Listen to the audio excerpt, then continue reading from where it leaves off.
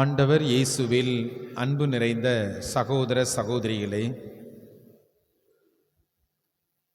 அருள் தரும் தவக்காலத்திலே நாம் பயணம் செய்து கொண்டிருக்கின்றோம்.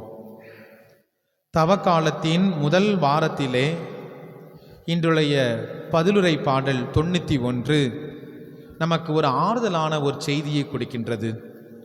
துன்ப வேளையில், சோதனை வேளையில் ஆண்டவர் நம்மோடு இருக்கிறார் என்ற ஒரு ஆறுதலான ஒரு செய்தியை நமக்கு பதிவு செய்கிறது. அன்புக்குரியவர்களே, இந்த உலகத்திலே துன்பத்தையோ சோதனையோ யாரும் விரும்புவதில்லை. பல விதங்களில் பல மனிதர்களால் நாம் சோதிக்கப்படுகின்றோம். இவ்வாறு நாம் சோதிக்கப்படுகின்ற பொழுது வழக்கமாக நாம் சொல்லக்கூடிய கூற்று இதுதான்: ஆண்டவர் எதுக்கு தான் என்னை சோதிக்காரோ தெரில, ஏன் தான் எனக்கு இத்தனை சோதனையை கொடுக்காரோ தெரில என்று சொல்லி எளிதாக ஆண்டவர் மேல் நாம் பாரத்தை போட்டு விடுகின்றோம். சோதனை மேல் சோதனை போதுமடா சாமி என்று சொல்லி இந்த சோதனைகளால் வாழ்க்கையினுடைய விரக்திக்கே பல நேரத்திலே நாம் சென்று விடுகின்றோம். அன்புக்குரியவர்களே, அப்படி என்றால் இந்த சோதனை எங்கிருந்து வருகிறது? இந்த சோதனை எங்கிருந்து வருகிறது? யாக்கோப்பு திருமடலிலே நாம் வாசிக்கின்றோம். அதிகாரம் 1 இறைவசனம் 13 எடுத்து நாம் வாசித்து பார்க்கின்ற பொழுது யாக்கோப்பு சொல்கிறார், கடவுள் யாரையும் சோதிப்பதில்லை என்று குறிப்பிடுகின்றார். யாரையும் கடவுள் சோதிப்பதில்லை. மனிதர் தங்கள் தீய நாட்டங்களால் சோதிக்கப்படுகின்றனர். தீய நாட்டங்கள் மனிதனுக்குள் கருவுற்று பாவத்தையும் பாவம் சாவையும் விளைவிக்கிறது என்று குறிப்பிடப்படுகிறது. அப்போ கடவுள் என்ன செய்யல? யாரையும் சோதிக்கல. தொடக்க நூலில் வாசிக்கின்றோம், ஆண்டவர் சொல்லுதாரு, முதல் பெற்றோருக்கு நீங்க என்ன செய்யக்கூடாது? இந்த மரத்தினுடைய கனிகளை மட்டும் என்ன செய்யக்கூடாது? திங்கக்கூடாது அப்படிங்கிறார். அப்போ சோதனை எங்கிருந்து வந்தது என்றால் மனிதன் தனக்குள்ளே வருத்தி கொண்டது. கடவுள் சொல்லிவிட்டார், ஆனால் என் கண்ணு ஃபுல்லா என்ன செய்யுது? இந்த மரத்தினுடைய கனிகளை மட்டும் இருக்கிறது. பாவத்தை வருத்தி கொண்டார்கள். சோதிக்கப்படுகின்ற பொழுது நாம் ஒன்றை மட்டும் ஞாபகம் வைத்துக் கொள்ள வேண்டும். எவன் ஒருவன் சோதிக்கப்படுகின்றானோ அவனுக்குள்ளே அந்த சோதனையை தாங்கிக் கொள்வதற்கு மட்டுமல்ல, அந்த சோதனையிலிருந்து வெளியே வருவதற்கு கடவுள் மன வலிமையை, மன ஆற்றலை கொடுத்திருக்கின்றார். அதுல எந்த சந்தேகமும் கிடையாது. மன ஆற்றல், மன வலிமை. ஐயோ நான் சோர்ந்து போய்விட்டேன், ஐயோ எனக்கு சோதனை வந்துட்ட, ஐயோ எனக்கு துன்பம் வந்துட்ட, ஐயோ கூப்பாடு போடும்போது நாம் ஒன்றை மறந்து விடுகின்றோம். கடவுள் எனக்குள்ளே ஆற்றலை கொடுத்திருக்கிறாரே, கடவுள் எனக்குள்ள வலிமையை கொடுத்திருக்கிறாரே, மன உறுதியை கொடுத்திருக்கிறாரே. என் அன்புக்குரிய சகோதர சகோதரிகளே, நாம் இந்த உலகத்திலே வாழ்கின்ற போது நல்லவர்களாக வாழ்ந்து விட்டோம் என்றால் சோதனை நமக்கு அருகில் வருவதில்லை. பல நேரத்திலே தீய நாட்டங்களை பயன்படுத்தி தான் இந்த சாத்தான், இந்த அழகை நம்மை சோதித்து கொண்டிருக்கின்றான். மனிதரை வஞ்சித்து பாவத்தில் விழச் செய்து கொண்டிருக்கின்றான். எனக்கு பிரியமானவர்களே, இந்த சோதனையை நாம் எப்படி தாங்கிக் கொள்வது? ஜெபிக்க வேண்டும். ஆண்டவர் நம்ம கற்றுக் கொடுத்திருக்கின்றார். மத்தேயு நற்செய்தி 6வது அதிகாரத்திலே இறைவசனம் 13 எடுத்து நாம் வாசித்து பார்த்தோம் என்றால் இந்த வார்த்தைகளை நாம் அடிக்கடி சொல்லிக்கொண்டே இருக்கிறோம். எங்களை சோதனைக்கு உட்படுத்தாதையும், தீயோனிடமிருந்து எங்களை விடுவித்தருளும். சோதனைக்கு உட்படுத்தாதையும் ஆண்டவர்கிட்ட சொல்லுதோம். ஆண்டவரிடம் ஜெபிக்க நாம் அழைக்கப்படுகின்றோம். என் அன்புக்குரிய சகோதர சகோதரிகளே, அப்ப சோதனை வந்துட்டு, சோதனை வருகின்ற பொழுது எப்படிப்பட்ட மனநிலை நமக்கு வேண்டும்? எபிரேயருக்கு எழுதப்பட்ட திருமுகம் 4வது அதிகாரம் இறைவசனம் 15 ஆண்டவர் எப்படிப்பட்டவராக இருந்தார்? விவிலியம் சொல்கிறது, கிறிஸ்துவே எல்லா வகையிலும் நம்மை போல் சோதிக்கப்பட்டார். அப்படி சோதிக்கப்பட்ட போது அவர் பாவத்தில் விழவில்லை என்று குறிப்பிடப்படுகிறது.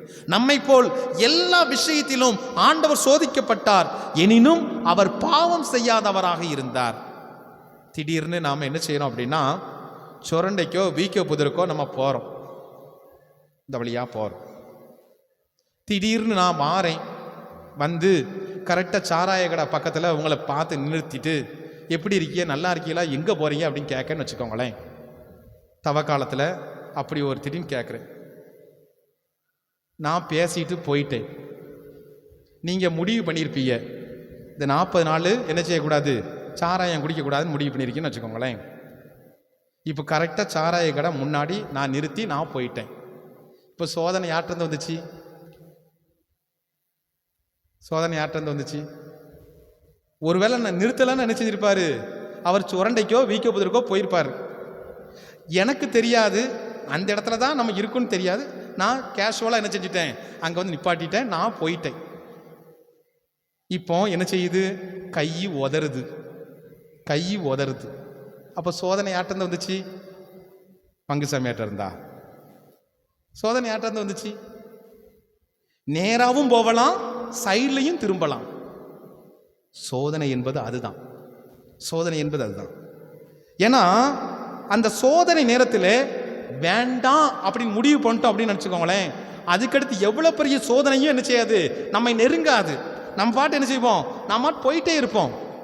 பங்குசாமியார் வந்து தடுத்து நிறுத்தினாரு, அப்போ கூட என்ன செஞ்சிட்டேன், அந்த சோதனையை நான் வெற்றி பெற்றுட்டேன். இனி யார் வந்து தடுத்தானே, நான் பாட்டு போயிட்டே இருப்பேன்.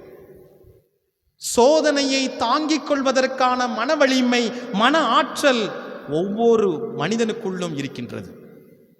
ஐயோ நான் குடிக்கிறதுக்கு பங்குசாமியார் தான் காரணம், நல்ல முடிவு பண்ணி வச்சிருந்தேன், இந்த மனுஷன் அங்கிட்ட வந்து நிப்பாட்டினாரு, நான் இப்படி திரும்பிட்டேன் அப்படின்னா நான் பொறுப்பு கிடையாது. சோதனையை தாங்கிக் கொள்வோர், மன உறுதியோடு தாங்கிக் கொள்வோர் பேறு பெற்றோர். ஆனால் சோதனையில் விழுந்து விடக்கூடாது. சோதனை வரத்தான் செய்யும். என் அன்புக்குரியவர்களே, யோபுவினுடைய புத்தகத்தில் வாசிக்கிறோம். என்ன வாசிக்கிறோம் அப்படின்னா, அதற்கு முன்பாக எபிரேயருக்கு எழுதப்பட்ட திருமுகம் 12வது அதிகாரம் இறைவசன 4 வாசிக்கின்ற பொழுது இந்த சோதனையை நாம் எப்படி எதிர்கொள்ள வேண்டும் என்று சொல்லி அந்த நூலினுடைய ஆசிரியர் குறிப்பிடுகின்றார். அதாவது பாவத்திற்கு எதிரான போராட்டத்தில் இரத்தம் சிந்தும் அளவுக்கு என்ன செய்ய வேண்டும், நாம் இன்னும் எதிர்த்து நிற்கவில்லை என்று குறிப்பிடுகின்றார். என்ன சொல்ல வராரு, பாவத்திற்கு எதிரான போராட்டத்தில், சோதனைக்கு எதிரான போராட்டத்தில் இரத்தம் சிந்தக்கூடிய அளவுக்கு நாம் என்ன செய்ய வேண்டும், எதிர்த்து நிற்க வேண்டும். யோபு நல்ல எடுத்துக்காட்டு. சோதிக்கப்பட்டார் மனுஷன், சாத்தான் ஆண்டவரிடமிருந்து அனுமதி பெற்று வந்தது. யோபு மாதிரி ஒரு நல்ல மனுஷன் கிடையாது, நேர்மையாளர், பக்திமான், அவன் எனக்கு உரியவன் என்று சொல்ல போது சாத்தான் சொன்னிச்சு, அப்படிலாம் கிடையாது, நீ சோதிச்சு பார்ப்போம். அப்ப சோதனை வருகின்ற பொழுது இந்த யோபு என்ன செய்யல, கடவுளை நிந்திக்கவில்லை. கட்டின மனைவி வந்திருக்கா, வந்து சொல்லுதா, யோ உடம்பெல்லாம் சொரிச்சரங்கு, உடம்பெல்லாம் நோய், உம்மை பார்க்கவே எனக்கு அருவருப்பா இருக்கு, பிள்ளையெல்லாம் செத்து போச்சு, சொத்துலாம் போயிட்டு நடு தெருவுக்கு வந்துட்ட, நீ செய்ய வேண்டிய காரியம் ஒன்னே என்ன தெரியுமா, உன்னை படைத்த கடவுளை சபித்து விட்டு நீனும் செத்து போயிரு, அதுதான் இந்த உலகத்துக்கு நல்லது. ஆனா யோபு எந்த சூழலிலும் ஆண்டவரை சபிக்கவில்லை, எந்த சூழலிலும் ஆண்டவரை விட்டு விலகவில்லை. சோதனை மேல் சோதனை. ஆனால் விவிலியம் சொல்கிறது, கடைசியாக 42வது அதிகாரத்தில் பார்க்கின்றோம், இந்த சோதனையெல்லாம் தாங்கிக் கொண்ட யோபு முன்பு இருந்ததை விட பன்மடங்காக ஆசீர்வதிக்கப்பட்டான் என்று சொல்லப்படுகிறது. அப்போ சோதனைகளை கண்டு நாம் துவண்டு போய்விட வேண்டாம், சோதனைகளை கண்டு நாம் புலம்பிவிட வேண்டாம். சோதனைகள் என்பது கடவுளிடமிருந்து வருவதல்ல. அந்த சோதனைகளை நாம் சாதனைகளாக மாற்றுவதற்கு கடவுள் நமக்கு மன ஆற்றலை, மன வலிமையை, மன உறுதியை கொடுத்திருக்கிறார். இப்ப சோதனை வந்தாலும் வரட்டாலும் பிரச்சனை இல்லை, அந்த சோதனை வந்தாலும் என்னால் என்ன செய்ய முடியும், தாங்கிக் கொள்ள முடியும். தவக்காலத்தில் புறணியே பேசக்கூடாதுன்னு முடிவு பண்ணியிருக்கோன்னு வச்சுக்கோங்களேன். புறணியே பேசக்கூடாது.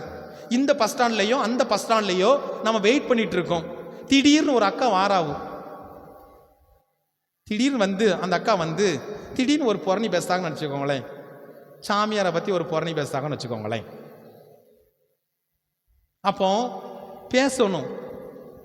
ஐயோ பேசக்கூடாதுன்னு சொன்னால் அந்த அக்கா உறவு போயிடும். ஏன்னா போன வாரம் வர என்ன செஞ்சேன், என்ன புறணி பேசிட்டு இருந்தேன் அந்த அக்கா கூட. அப்போ இந்த வாரத்தில் என்ன செய்ய சொல்லணும். அதுதான் சோதனை. வேண்டாமே, எதுக்கு தேவையில்லாத ஒரு மனுஷனை பற்றி நான் பேசிகிட்டு இருக்கோம், வாங்கக்கா சோமலை சொல்லிடும் அப்படின்னா அந்த அக்கா நினைச்சிடும் 10 பிடிட்டு ஓடிடும். என் அன்புக்குரியவர்களே, சோதனையை இப்படித்தான் நம்ம டீல் பண்ணணும். சோதிக்கிறவன் எங்கனாலும் வரலாம், யாருடைய உருவத்தினாலும் வரலாம், பல விதத்திலையும் வரலாம். ஆனால் அந்த சோதனையை நாம் எதிர்கொள்ளக்கூடிய காரியத்தில் தான் நாம் வித்தியாசப்படுத்தப்பட்டு கொண்டிருக்கின்றோம். தவக்காலத்தில் இன்னும் அதிகமாக சோதனை வந்துக்கிட்டே இருக்கும். நேற்று கூட ஒருத்தன் ஃபோன் பண்ணி சொன்னான், ஃபாதர் நான் என்ன முடிவெடுத்தாலும் என்னால் என்ன செய்ய முடியல, ஃபாலோ பண்ணவே முடியல ஃபாதர். என்னெல்லாம் விஷயம்? நான் உங்கள்கிட்ட செவ்வாய்க்கிழமை என்ன சொன்னேன் மறந்துட்டேன். கொளுத்த செவ்வா இன்னையோட கறி தின்னுட்டு இனிமேல் நான் கறியே திங்க மாட்டேன்னு நான் சொன்னேன் ஃபாதர். சந்தோஷம். இப்போ என்ன பிரச்சனை? நான் கறி தின்னுட்டேன் ஃபாதர். எத்தனை நாளா? 4 நாளா? தவக்காலம் தொடங்கி எத்தனை நாள் ஆச்சு? 4 நாள் ஆச்சு. தவக்காலம் தொடங்கி 4 நாள் ஆச்சு. சோதனை வரும். ஏன்னா அதுதான் விஷயம். இன்னைக்கு என் அன்புக்குரியவர்களே, நாம் எந்த விதத்திலே சோதிக்கப்பட்டு கொண்டிருக்கின்றோம்? நாம இடம் கொடுக்காம, நாம வழி கொடுக்காம என்ன செய்யாது? சோதனை நம்மை கவ்விக்கொள்ளாது. பிரியமான சகோதர சகோதரிகளே, சோதனை வருகின்ற பொழுது பவுலடியாருடைய மனநிலையை நாம் பார்க்க வேண்டும். கொரிந்தியருக்கு எழுதிய 2வது திருமுகம் 4வது அதிகாரம் இறைவசனம் 3 முதல் 10. எல்லாரும் இந்த வசனங்களை மனப்பாடம் பண்ணி வச்சுக்கணும். எப்போம்லாம் துன்பம் வருதோ, எப்போம்லாம் கஷ்டம் வருதோ, எப்போம்லாம் வேதனை வருதோ, பவுலடியார் நினைச்சு பார்க்கணும். பவுலடியார் சொல்லுதாரு, நாங்கள் இன்னுற்றாலும் நாங்கள் சோர்ந்து போவதில்லை, நாங்கள் குழப்பமுற்றாலும் நம்பிக்கை கைவிடுவதில்லை, துன்புறுத்தப்பட்டாலும் கைவிடப்படாமல் இருக்கிறோம் என்பதை நாங்கள் உணர்கின்றோம், வீழ்த்தப்பட்டாலும் அழிந்து போவதில்லை என்று குறிப்பிடுகின்றார். வீழ்த்தப்பட்டாலும் அழிந்து போவதில்லை என்று குறிப்பிடுகின்றார். எல்லாவற்றிற்கு மேலாக நாம் சோதிக்கப்படுகின்ற போது கடவுள் நமக்காக ஜெபம் செய்து கொண்டிருக்கின்றார். எப்போ? லூக்கா நற்செய்தி 22 அதிகாரம் இறைவசனம் 31 எடுத்து வாசிக்கின்ற பொழுது ஆண்டவர் சீமோன் சொல்றாரு, சீமோனே சீமோனே, இதோ கோதுமையை போல உன்னை புடைக்க சாத்தான் அனுமதி கேட்டிருக்கின்றான். ஆனா நம்பிக்கையோடு தளராது இரு, நான் உனக்காண்டி வேண்டிக்கிடுதேன் அப்படிங்கிறார். நம்பிக்கையோடு தளராது இரு, நான் உனக்காண்டி வேண்டிக்கிடுதேன். ஆண்டவர் வேண்டுவாரு. ஆனால் நம்மளால நம்பிக்கையோடு தளராம நம்மளால இருக்க முடியுமா? சிந்தித்து பார்க்கக்கூடிய காரியம். சோதிக்கப்படுகிற ஒவ்வொருவருக்கும் ஆண்டவர் ஜெபித்துக் கொண்டிருக்கிறார். எப்படி யோபுக்காக ஆண்டவர் காத்து கொண்டிருந்தாரோ அதே போல சோதனையிலே துன்பத்திலே ஆண்டவர் நமக்காக நம்மோடு இருக்கின்றார். மன வலிமையை கொடுத்திருக்கின்றார், மன ஆற்றலை கொடுத்திருக்கின்றார், மன உறுதியை கொடுத்திருக்கின்றார். எனக்கு வலுவூட்டும் இறைவனின் துணையை கொண்டு என்னால் எதையும் சாதிக்க முடியும் என்ற அந்த உணர்வை நாம் பெற்றுக்கொள்ள வேண்டும். இந்த நற்செய்தி வாசகத்தில் நம்ம வாசிக்கிறோம், ஆண்டவர் இயேசு கிறிஸ்து 3 விதமான சோதனைகளை அவர் எதிர்கொள்வதை பார்க்கின்றோம். சோதனை அதுதான். ஆண்டவருக்கு வயிறு பசி, 40 நாட்கள் பயங்கர பசி, கொலை பசி அப்படின்னு சொல்லுவாங்க. அந்த பசியில சாத்தான் என்ன செய்யறான்?